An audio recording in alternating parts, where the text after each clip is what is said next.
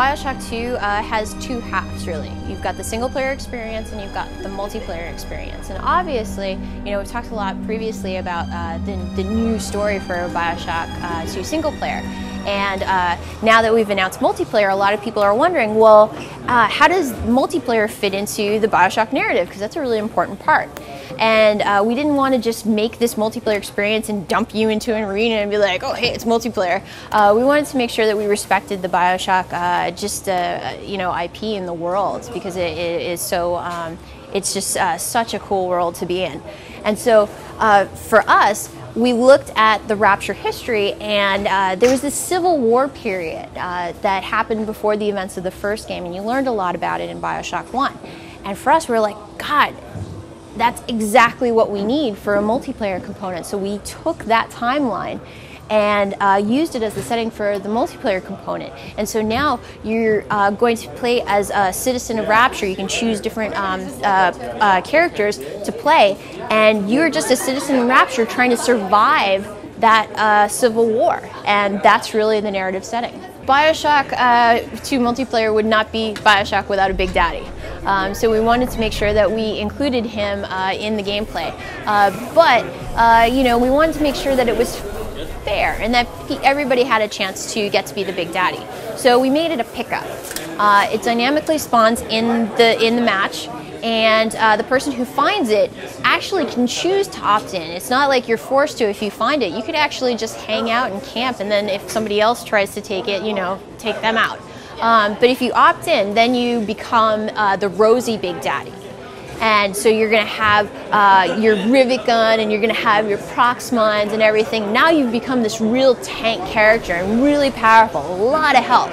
But you've also become a target, because taking down the Big Daddy will give extra Adam for the people who do. So even in a free-for-all match, you'll see people making temporary alliances with the other players just to take down the Big Daddy. So it's definitely an interesting challenge to play. It wouldn't be Bioshock without having weapons and plasmids. So for multiplayer, we do have a few new weapons, which we can't talk about today, but that are specially made for multiplayer, and same thing with plasmids. But the ones that we displayed today are actually from Bioshock 1. The pistol and the shotgun, as well as the elemental plasmids, Incinerate, Winter Blast, and Electrobolt. Now the important thing to note is, just because you saw them in Bioshock 1 does not mean you know how that they work in Bioshock 2 multiplayer. Anything that we brought over, like those weapons and plasmids, we built from scratch, from the ground up, specifically for multiplayer. So if you were to go back and play Bioshock 1 and then play Bioshock 2 multiplayer, they'd handle really differently. So for Bioshock 2 multiplayer, we offer 3 different gameplay modes. What we demonstrated today was the free-for-all mode.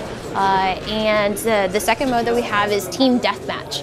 The third is also a team mode, but we're not actually allowed to reveal, so PR tells me today.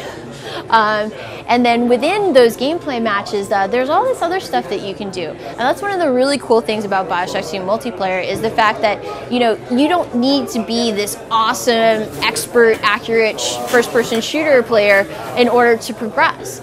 You can do a lot of other things in the match that will count and give you Adam, which is our experience, and allow you to rank up in the Sinclair Solutions program.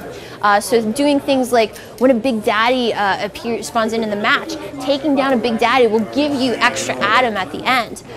Doing things like hacking a turret will also give you extra Adam at the end of the match. And it's also really helpful for you, because if you control that turret, it can allow you to get more and more kills, again, giving you a faster rank up.